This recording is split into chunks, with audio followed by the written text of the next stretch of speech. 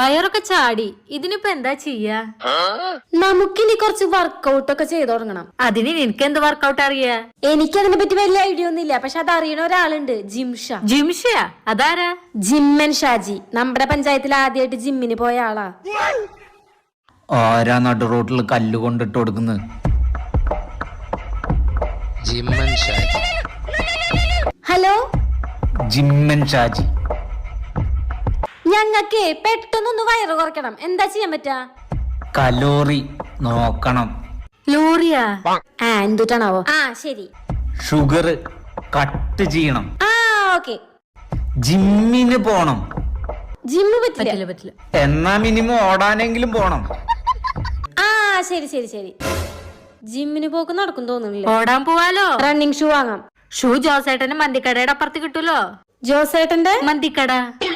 എന്നാ നമുക്കൊരു മന്തി കഴിച്ചാലോ?